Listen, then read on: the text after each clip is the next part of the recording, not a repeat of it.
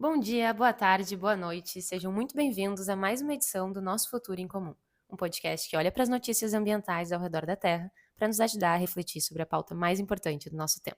No Brasil, Maceió volta a sofrer riscos de desabamento provocados por mineração e o PL do veneno é aprovado com urgência no Senado. Nova York aprova regulamentação para reduzir o trânsito de carros no centro da cidade e, em Dubai, começou a COP28, já conhecida como COP do petróleo.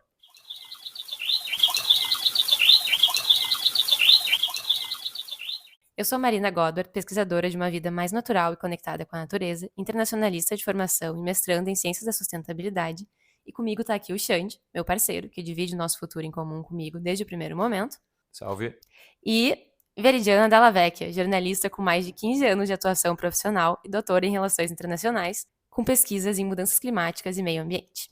Oi, Mima. Oi, Xande. Prazer estar aqui com vocês. Espero poder colaborar com o nosso futuro em comum e bora que tem muita notícia.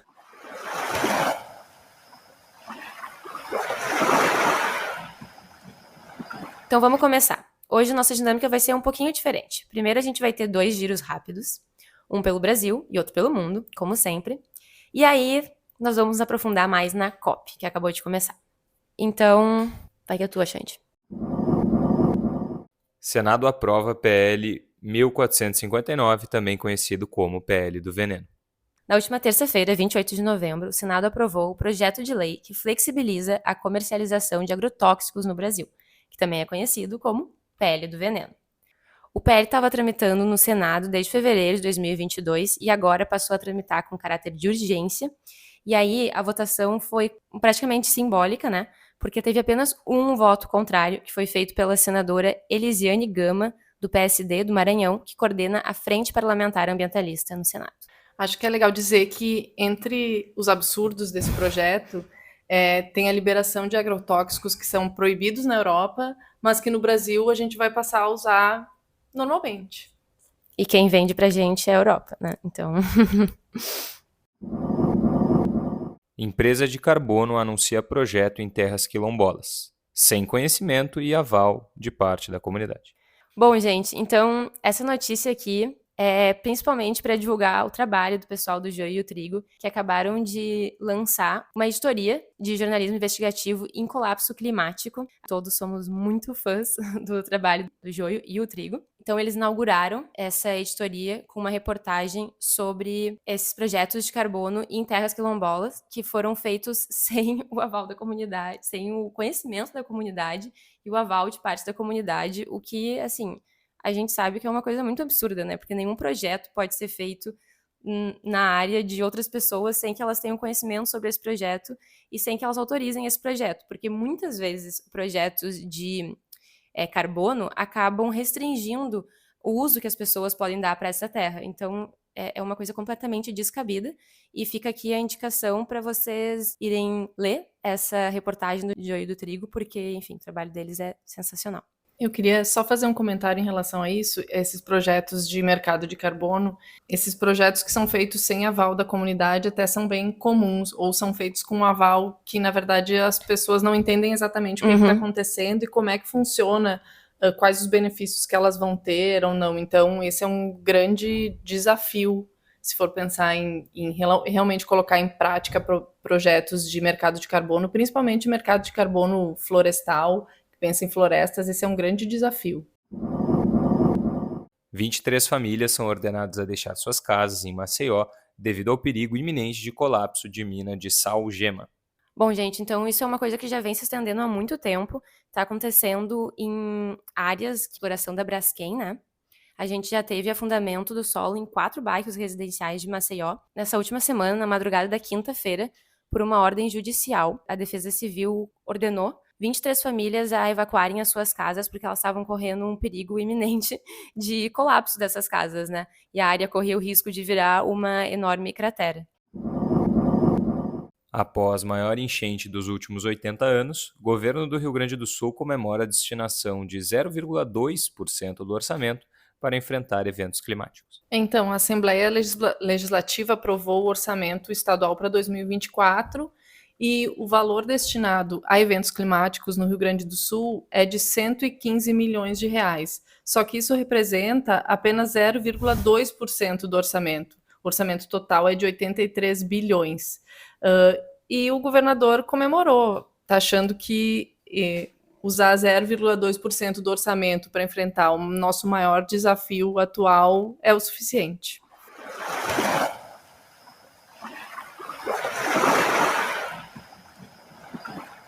Agora bora falar de mundo. Primeiro voo transatlântico movido 100% a combustível sustentável é concluído com sucesso. Na última terça-feira, dia 28 de novembro, esse voo foi operado pela companhia Virgin Atlantic, saiu de Londres, no aeroporto de Heathrow, e voou até Nova York. Relatório da Oxfam aponta que o 1% mais rico do mundo emite a mesma quantidade de poluição que 5 bilhões de pessoas. O documento se chama Igualdade Climática, um planeta para os 99%. Foi lançado às vésperas da COP, no dia 20 de novembro, já faz uns diazinhos. Mas, enfim, aponta que as emissões do 1% mais rico, apenas de 2019, são suficientes para causar 1,3 milhão de mortes relacionadas ao calor entre 2020 e 2100. O relatório avalia os dados nacionais de emissões de 196 países, de 1990 a 2019, e mostra um contraste entre as pegadas de carbono do 1% mais rico em relação ao resto do mundo. Nova York se torna a primeira cidade dos Estados Unidos a taxar a circulação de carros no centro da cidade. Então eles vão taxar os veículos que passarem no centro da cidade e, diferente do que a gente pensa num primeiro momento, eles não vão instalar pedágios na cidade, tá, gente? Isso vai ser tudo feito por radares, né, que vão marcar os veículos que passam e aí vão taxar esses veículos. A taxa é maior para caminhões, então para reduzir bastante esse fluxo intenso, e um pouco menor, mas ainda significativa para carros privados. E a população de fora do centro de Nova York está reclamando que isso pode aumentar muito o trânsito de carros fora dessa área, né? Então, ao invés de diminuir a circulação de carro na cidade toda, só deslocar de lugares. Veremos como é que isso vai ser. Além disso, em Nova York, chegou, infelizmente, ao fim o programa de compostagem da cidade. O atual prefeito, Eric Adams, cortou o financiamento para esse programa que já acontece há mais de 30 anos e vinha sendo um programa bem reconhecido internacionalmente. Então, é uma pena e a gente espera do fundo do coração que isso seja revertido.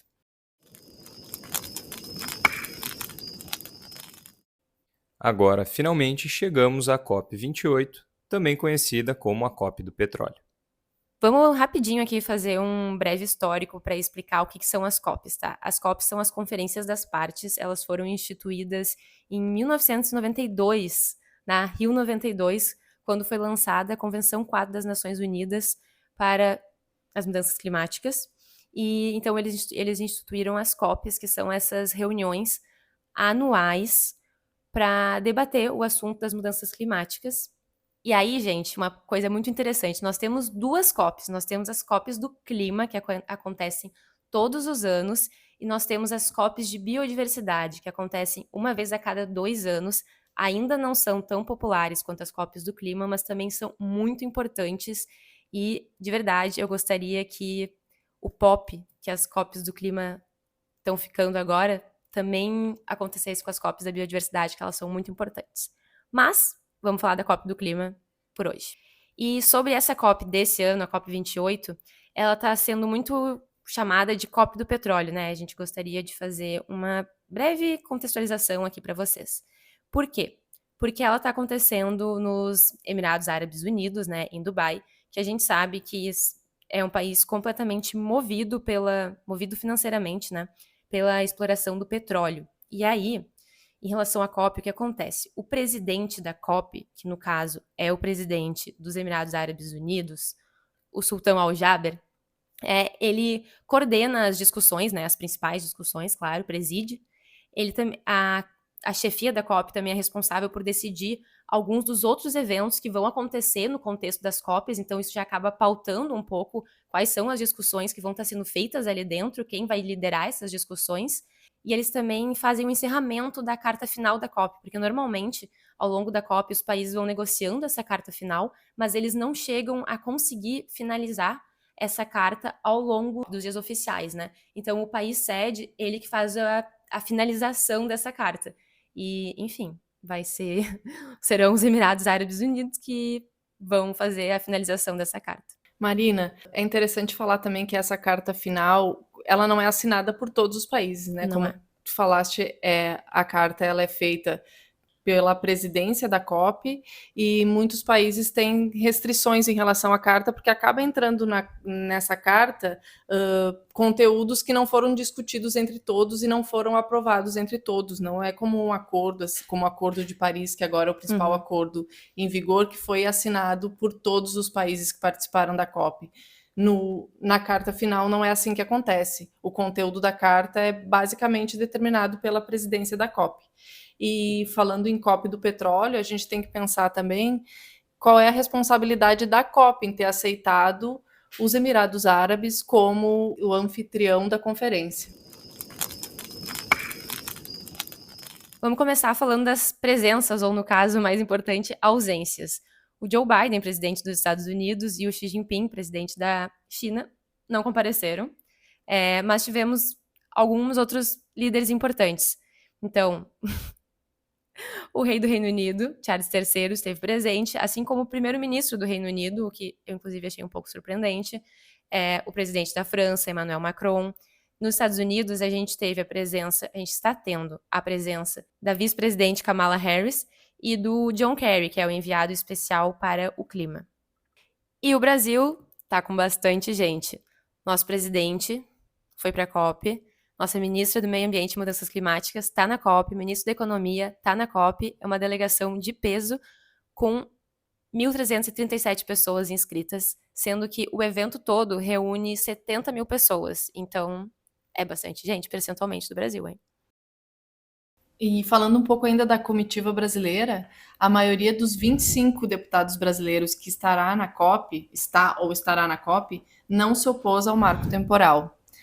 Além disso, 1 em cada 4 integrantes da comitiva votou a favor do pacote do veneno que a gente falou um pouco antes. A comitiva brasileira tem 7 deputados, então, que votaram a favor do marco temporal, lembrando que é um projeto que restringe a demarcação de terras indígenas, e outros 7 que preferiram não votar. E a gente tem que lembrar que não tem como pensar a questão climática sem pensar no respeito aos povos indígenas. Isso no Brasil é muito importante, porque são eles que preservam as florestas, que é o nosso maior patrimônio. E contribuindo um pouco com esse comentário da Veridiana, eu acho que esse é um dos pontos, para mim, assim, bem importantes da questão do país sede, porque o Brasil, normalmente, cada ano mais, tem levado uma delegação indígena considerável, né? Mas, assim, se essas pessoas não vão ter espaços para dentro da COP para se fazerem presente, não vão ter espaço para debater, não vão ter espaço para pautar o que é importante para elas, a presença delas lá acaba que não consegue ser tão relevante assim. Por isso que a gente tem muitas expectativas com a COP no Brasil e a gente espera que a COP no Brasil acabe dando mais espaço para esses grupos poderem pautar as discussões que são necessárias.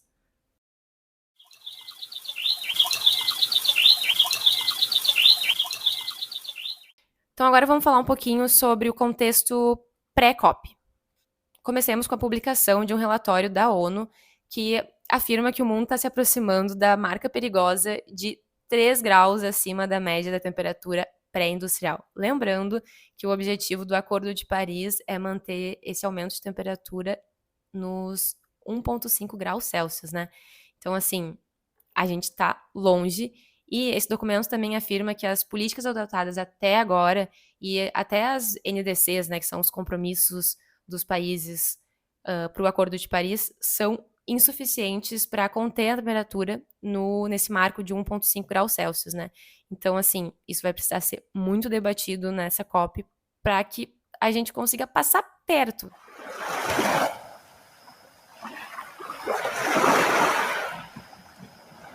Outra coisa que aconteceu nesses dias pré-COP foi que o sultão Al Jaber, que é o líder dos Emirados Árabes Unidos e presidente da COP, disse que não há ciência que comprove que um phase-out dos combustíveis fósseis é o caminho para alcançar um limite do aumento da temperatura global em 1,5 graus Celsius. Isso aconteceu em um evento online, no qual ele discutiu com a Mary Robinson, que é uma importante integrante do grupo dos mais velhos que discutem clima, né, para a ONU.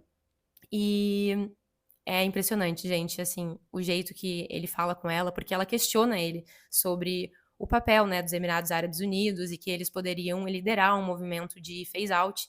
E aí ele vem com esse argumento de que a ciência diz que esse não é um caminho necessário para conter o limite, conter o aumento da temperatura.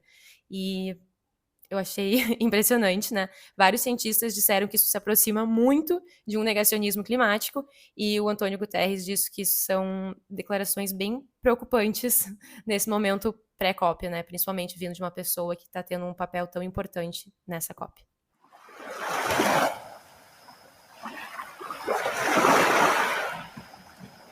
E aí, por último, tivemos vazamento de alguns documentos sobre a COP. E a Veridiana vai comentar mais sobre eles pra gente. Uma investigação da BBC apontou que Abu Dhabi está de olho em negociações para fechar acordos de petróleo durante a COP. Acordos esses que seriam com 15 países, inclusive com o Brasil.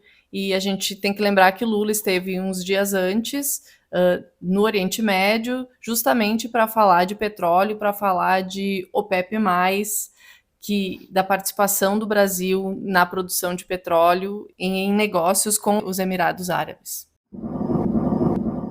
E eu acho legal a gente comentar aqui, que é uma coisa que, assim, o pessoal do Xadrez Verbal, que é um podcast que a gente ama, sempre fala, que o mais relevante desses grandes encontros internacionais acabam sendo as reuniões bilaterais, né? Então, é um evento que reúne principais líderes do mundo, né? Alguns dos principais líderes do mundo, eles estão todos reunidos num mesmo lugar, numa mesma cidade, frequentando os mesmos eventos, então eles têm muitas oportunidades de fazer diversas reuniões bilaterais, fazer diversos acordos.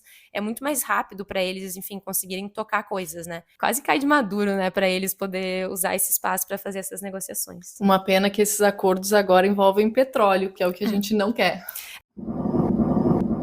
Porque a gente queria que eles usassem esses espaços para fazer essas reuniões bilaterais, para, enfim, fazer essas coisas nos bastidores pelo clima, né? Mas, enfim. Bom, gente, então agora vamos passar pelo que já aconteceu na COP. E, assim, só para deixar claro, é um evento muito grande, como a gente vinha falando, com muitas negociações, muita coisa acontecendo ao mesmo tempo. E aqui a gente selecionou as notícias que a gente achou mais importante para quem quer se manter informado. Quinta-feira, 30 de novembro. Primeiro dia de COP já começou com uma grande decisão. Foi aprovado o Fundo de Perdas e Danos. A primeira grande decisão da COP veio em menos de 4 horas de evento. Mais de 200 países aprovaram um acordo para a implementação do Fundo de Perdas e Danos. E eu estava pensando uma coisa, não sei o que vocês dois acham, mas vocês dois, Veridiana e Xande, né? Mas, gente, eu tava lendo as notícias da COP e são muitos fundos diferentes. Acho que talvez daqui a um pouco a gente vai ter que fazer uma explicação, assim, pro pessoal de o que são cada fundo, porque é muito fundo diferente, a gente fica confuso de para que serve cada um. Mas, bom, a gestão desse fundo de perdas e danos, né, que é um fundo que já vem sendo negociado há um bom tempo, a gestão dele vai ficar a cargo do Banco Mundial, pelo menos durante os primeiros 4 anos. Os países em desenvolvimento queriam inicialmente um montante de repasses de 400 bilhões por ano. No fim, eles acabaram pressionando por um montante de 100 bilhões por ano, mas o acordo acabou sendo fechado sem um valor exato, né? As doações elas ficaram no voluntário mesmo. Até o momento, já temos quase 500 milhões de doações anunciadas, sendo que são 245 milhões da União Europeia, como sempre, a União Europeia na frente, né, no repasse de verbas. Depois nós temos 100 milhões dos Emirados Árabes Unidos, pelo menos cumprindo um papel aí de presidente da COP, 75 milhões do Reino Unido, 17,5 milhões dos Estados Unidos, para frustração do povo, e 10 milhões do Japão. Gente, todos esses valores são em dólares, né, o valor internacional das negociações, e assim, somando ali, pelas minhas contas, está bem longe dos 100 bilhões que os países em desenvolvimento estavam pressionando, e se a gente for dar uma olhada, os países mais ricos já colocaram suas ofertas e a gente segue bem longe dos 100 bilhões. É muito longe, né? Muito longe. E assim, para mim parece vergonhoso os Estados Unidos doarem 17,5 milhões. Se é para doar 17,5 milhões, melhor não doar nada, né? É troco para os Estados Unidos. Para ter uma noção de comparação, o furacão Katrina, que atingiu o sul dos Estados Unidos em 2005, o cálculo de perdas que eles tiveram foi de 200 bilhões de dólares. Então, é o dobro do que o Fundo de Perdas e Danos previu não inicialmente, né, mas a segunda negociação de 100 bilhões, só para um caso de um furacão nos Estados Unidos. E eu acho legal trazer aqui também uma coisa que a gente já mencionou, que é que a NOAA, que é a Administração Nacional Oceânica e Atmosférica dos Estados Unidos, eles fazem um acompanhamento dos eventos climáticos extremos no país, e eles vão contando os eventos que já trouxeram prejuízos maiores de $1 bilhão, né? Esse ano, em 2023, já foram mais de 23 eventos registrados. Então, pensa, mais de 23 eventos que causaram danos de mais de $1 bilhão só nos Estados Unidos. Então, vamos lá. Só ali já são, pelo menos, 23 bilhões, né? Aí pensa isso numa escala mundo, sendo que esse dinheiro ainda deveria ajudar os países a, enfim, criarem mais infraestrutura, né? Então, realmente, assim, como a Veridiana estava falando, 17,5 milhões de dólares é trocado. Sexta-feira, 1º de dezembro. Antônio Guterres coloca o dedo na ferida e Lula faz discurso que gera frustração interna. Antônio Guterres, assim, pra mim tá arrasando nas últimas declarações dele, né? A gente já vem comentando elas aqui. E agora ele disse que para manter o aumento da temperatura global no limite do Acordo de Paris, só é possível se a gente finalmente deixar de queimar todos os combustíveis fósseis e que a gente não pode salvar um planeta em chamas com uma mangueira de combustíveis aberta. Adorei, mais uma frase dele que tá ficando icônica. E aí ele falou que se a gente quer evitar o pior do aquecimento no planeta, a gente precisa de uma eliminação gradual, não de uma redução gradual ou de uma diminuição gradual. É eliminação, a gente tem que ter esse objetivo, né? E que a gente precisa, então, acelerar uma transição justa e equitativa na direção das energias renováveis. Veridiano, comentário sobre o Antônio Guterres. Ele é ótimo.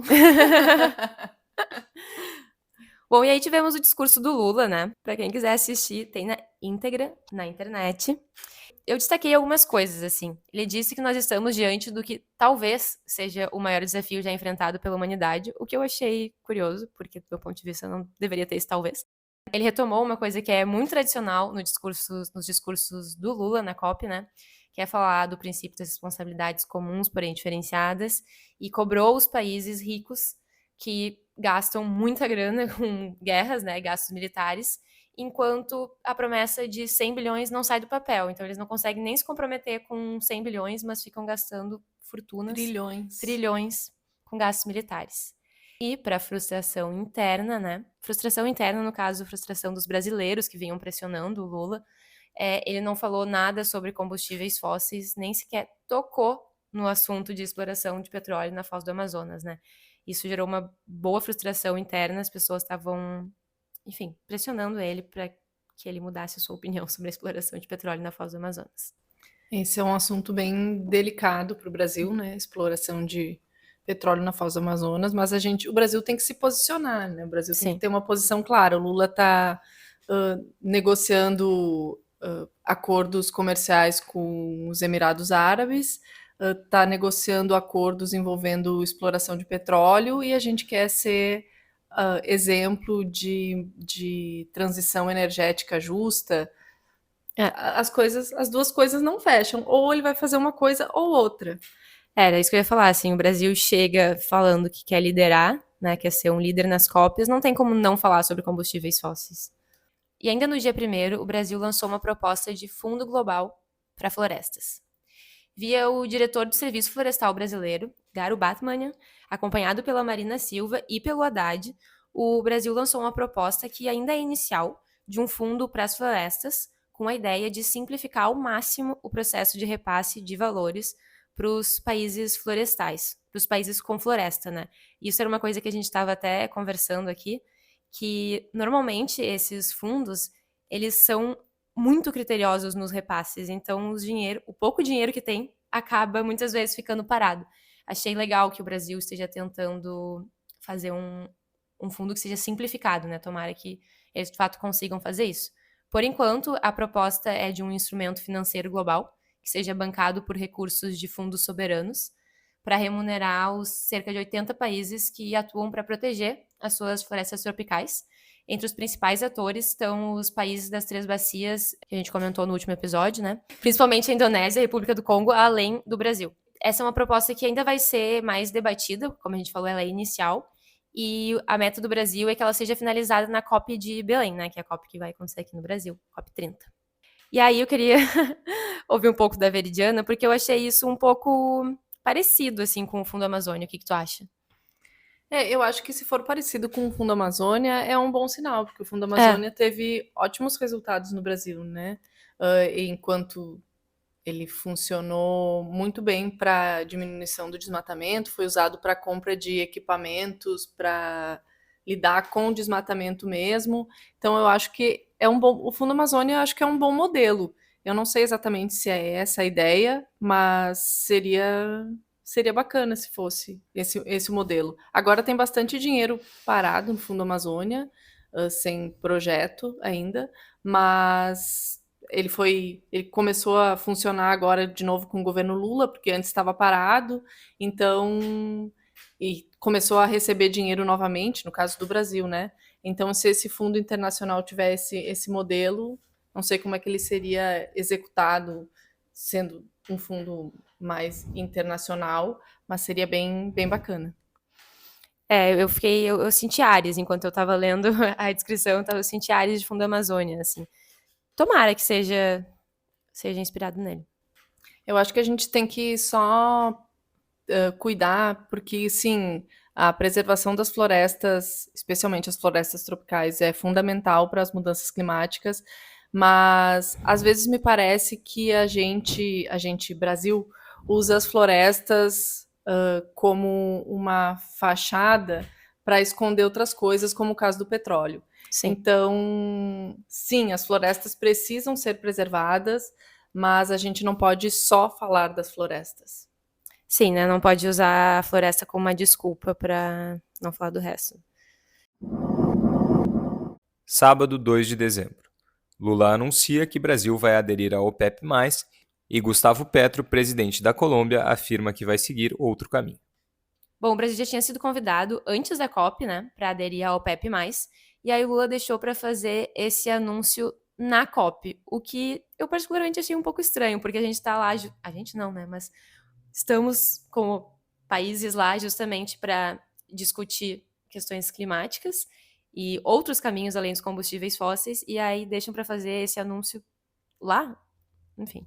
Mas, de toda forma, eu acho importante a gente diferenciar aqui a OPEP+, que é o grupo ao qual o Brasil vai se juntar, e a OPEP, que é o grupo que a gente conhece melhor. Então, o Xande vai fazer essa explicação para a gente. Então, para reforçar essa diferença, a OPEP é a Organização dos Países Exportadores de Petróleo, é um grupo que foi fundado em 1960 e hoje contém 13 dos principais países produtores de petróleo, entre eles o Irã, a Arábia Saudita, a Venezuela e os Estados Unidos.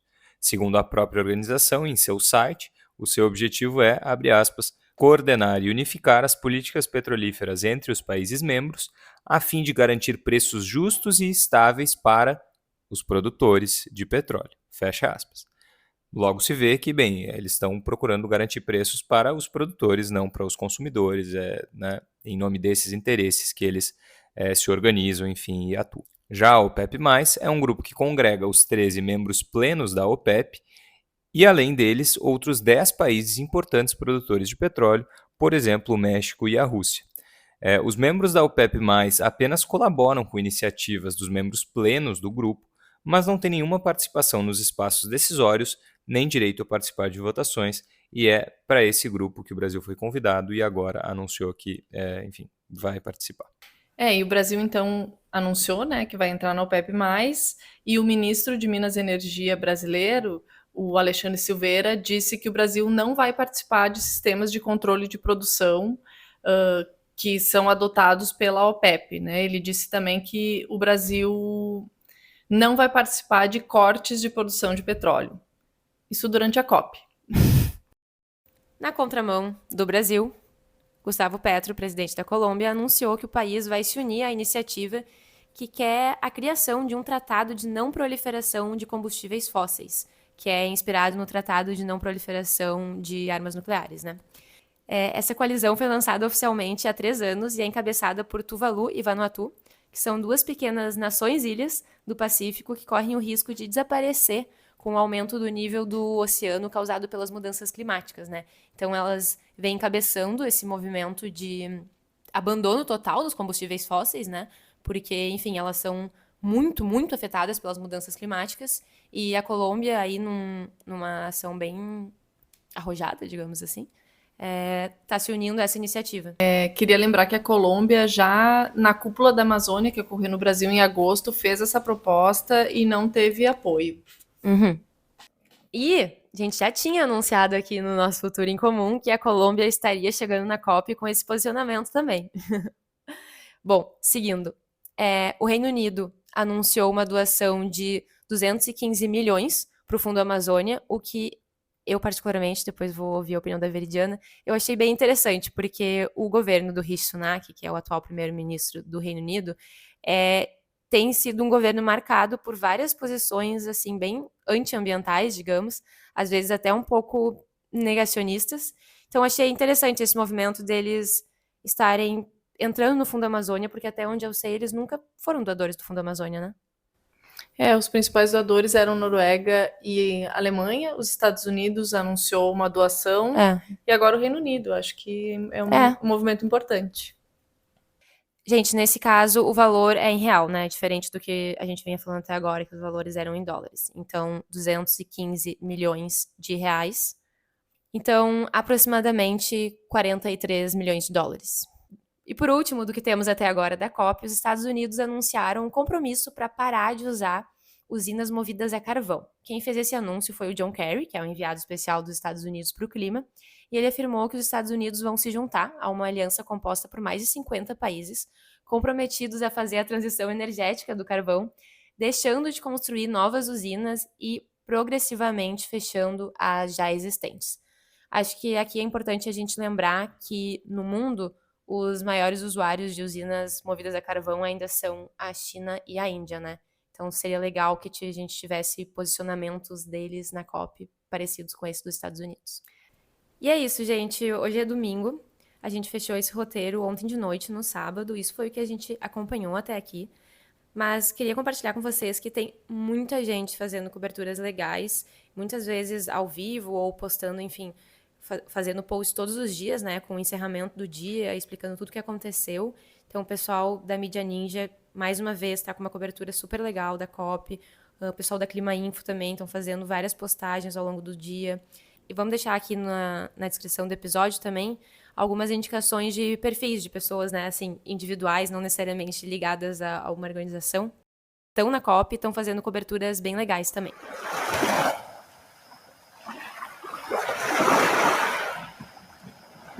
Bom, então agora vamos ao nosso quadro de papelão, que foi, como vocês devem ter acompanhado, o governador do Amazonas, Wilson Lima, que disse que estava indo à COP para cobrar o Jeff Bezos sobre o nome da empresa, né? É isso, gente. Assim, para mim, desqualifica o debate da COP. Acho que o Brasil, que está querendo ser líder na COP, não faz sentido ter uma pessoa na delegação que dá uma declaração dessas, né? Se ele tá falando sério, é terrível. E se ele não tá falando sério e tá usando isso para chamar atenção, é igualmente problemático, para dizer o mínimo.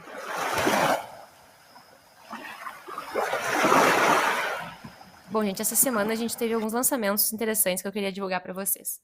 Primeiro, a gente teve a volta de O Varadouro, que é um jornal das selvas, que era feito por um grupo de jornalistas na Amazônia, na época da ditadura militar, era impresso, e aí agora ele voltou numa versão digital. Então, acho que é uma ferramenta bem legal para a gente conseguir acompanhar as notícias da Amazônia com o pessoal de lá mesmo, né? E essa semana a gente está tendo no Rio de Janeiro um evento de lançamento do Atlas dos Agrotóxicos da Larissa Bombardi, com o apoio da Fundação Heinrich Böll. Deixa eu te interromper um pouquinho, Marina, para dizer que a Larissa também lançou um livro pela editora Elefante, agora, que se chama Agrotóxicos e Colonialismo Químico. Então, Muito legal.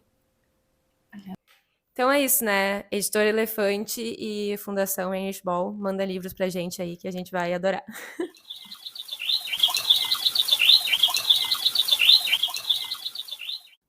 Ecoansiolítico.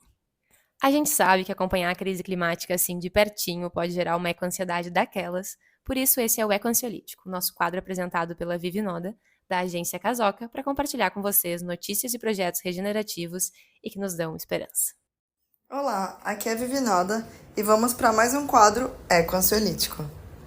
Depois de todas essas informações sobre a COP, vamos falar sobre uma notícia que dá inspiração e que faz a gente acreditar que realmente a COP traz coisas boas e que a gente pode esperar que dali saiam coisas transformadoras, decisões transformadoras para o nosso futuro aqui no Brasil. Então o que chamou a nossa atenção e a gente quer compartilhar com vocês é que um grupo de quilombolas foi para a COP cobrar a justiça climática. E é muito importante que quilombolas e povos tradicionais estejam ocupando esses lugares políticos e tenham voz para dizer o que eles passam no dia a dia e o quão importante é a gente preservar seus territórios. Mas olha só, durante o evento em Dubai, a Coordenação Nacional de Articulação de Quilombolas e o Instituto Socioambiental apresentaram dados que comprovam a preservação ambiental dos territórios das comunidades tradicionais e quilombolas. Então, por exemplo, nos últimos 35 anos, as terras indígenas protegeram 20% de total de florestas nacionais. Então, mesmo com pequenos territórios, hoje eles são responsáveis por muita preservação ambiental, inclusive mais do que algumas áreas de proteção ambiental. Então, essa articulação entre povos tradicionais, ciência e comunicadores é muito importante para que a gente comprove a todos que esses territórios e esses povos têm muito a nos ensinar e que é a partir desses conhecimentos tradicionais que a gente pode transformar esses conhecimentos numa escala muito maior do que a gente está fazendo hoje. E sim, eles são os nossos exemplos de regeneração. A participação dos quilombolas na COP28 significa que eles estão ocupando espaços políticos. Significa um aumento da visibilidade das importâncias desses povos, de seus territórios e do levantamento de pautas para esse ponto de vista, do ponto de vista deles, e não de representantes da nossa sociedade que falam por eles. Então, saber que tem povos da floresta participando de eventos muito grandes como esse é o começo de uma esperança que a gente pode olhar lá para frente e acreditar que todos nós pensaremos juntos em diversas soluções mais regenerativas para manter a floresta em pé. Espero que essa notícia tenha te impactado positivamente e que você continue sabendo mais das notícias ambientais aqui com a gente. Um beijinho!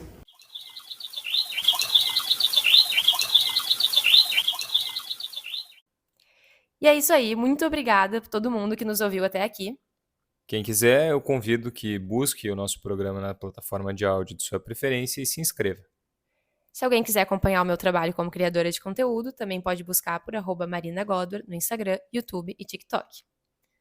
Bom, e antes da gente encerrar, Veridiana, muito obrigado por topar participar com a gente nessa primeira vez. Eu que agradeço, foi um prazer, espero poder contribuir. Esperamos que a gente não tenha deixado a Veridiana traumatizada nessa primeira experiência e que ela tope voltar e conversar com a gente muito mais. E é isso, gente. Vamos seguir acompanhando o que acontece no nosso mundo, porque o que acontece na Terra é o que acontece com a gente. Um beijo e até a próxima semana. Um beijo, gente. Obrigada. E por hoje é isso. Muito obrigada a todos que nos ouviram até aqui. Esse foi o nosso último episódio do ano e nós esperamos que vocês tenham gostado do nosso trabalho nesses últimos meses. Fiquem por aí, porque nós voltaremos com tudo em janeiro do ano que vem.